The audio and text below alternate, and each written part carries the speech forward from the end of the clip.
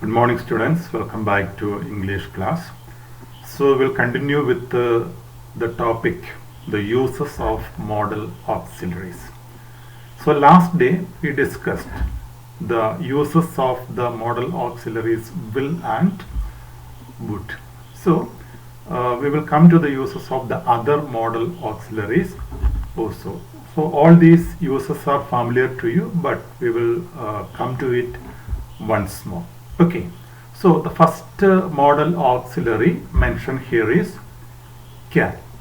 So as you know, can is normally used in the meaning of be able to do something. So for example, I can sing, I can run, I can dance, I can study well. So all these things, whatever things you are able to do, you can use can to show that. So instead of can, I can say I am able to sing well, or he is able to sing well. Can and be able to cannot be used together. For example, I cannot say I can be able to sing. No, that is a wrong usage, because can has the meaning be able to. So I can sing, I can dance, I can run, I can walk, etc. You can use like this. And what's the negative of I can sing? I can't sing. So as we have learned, in order to make the negative, we add not with the auxiliary, can plus not, but it will be can apostrophe t, can't. I can't sing. And if you make a question, we have to use the auxiliary verb first. So can I sing? Okay. Then the second usage is to ask permission. Can be used to ask permission. For example, can I use your dictionary? Can we go now, etc. So we know that there are different ways of asking permission, or different auxiliary verbs are used to ask permission, and can is one of them. Can I use your dictionary? Can we go now, etc. And to grant permission, if you ask permission, you can ask in such a way, can I use your dictionary? Can we go, etc. To grant permission, how can we grant permission? An example is given, students can take books from the library. You are given the permission to take books from the library. Or if you are asking such a thing, can I use your dictionary? How can you grant permission? Yes, you can. Okay, yes, you can. Then the next one is could. Could is the V2 form of the auxiliary can. Could. So the first usage of could given is to show past ability. Past ability, what does it mean? You had that ability in the past, but now it won't be like that. It was an ability in the past. So past ability. For example, I could run fast. That means you were able to run fast earlier, maybe while you were a child, but now you are not able to. And if you are able to now also, what can we say? I can run fast. But when I say I could run fast, that means you had the capacity to run, or you were able to do it in the past. And the negative of it is I couldn't run fast, and the question form, could I run fast? So anything, any past ability can be used using could. I could study well, or I could work hard for 5 hours, whatever it is. Any past activity, past ability, you can show using could. And then could also is used to make polite request. Yesterday we learned that would you please, and would you mind doing something, and different expressions we have learned to make polite request. So could also can be used to make polite request, like could you help me please, could you show me those books please, anything. So in order to make a polite request we can use could you please, or could you help me please, or could you please help me. The next modal auxiliary is may, and may is commonly used to ask permission, and we know that in our day-to-day life also may is the modal auxiliary that we commonly use. Okay, to ask permission. May I go outside? May I put the TV on? So there also, while we ask permission, we know that if it is singular, may I commonly we use, but if it is we, commonly we use shall we. Okay, shall we. So here it is may. May I go outside? May I put the TV on? May I help you? That also you have seen. Okay, then to grant permission. To grant permission. For example, if you ask something, if you ask a question like this, may I come in? How can permission be granted? Yes, you may. And then it is not needed to use yes, you may come in.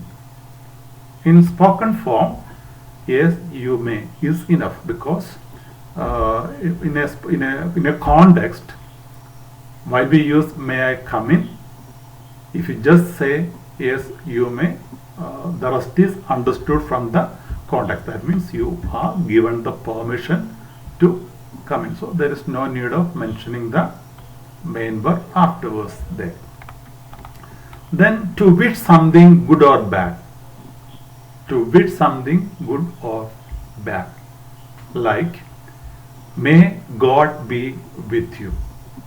May you win the election. May your enemies perish. So perish, we know that if you are wishing something, it is not a good wish. That's why we told that may is used to wish something good or bad. So positive or good, may God be with you. May you win the election. May you become successful in your attempt. Anything good can be wished using may, and likewise anything bad also. To show possibility. To show possibility, like it may rain today, he may come. That means there is a possibility of rain.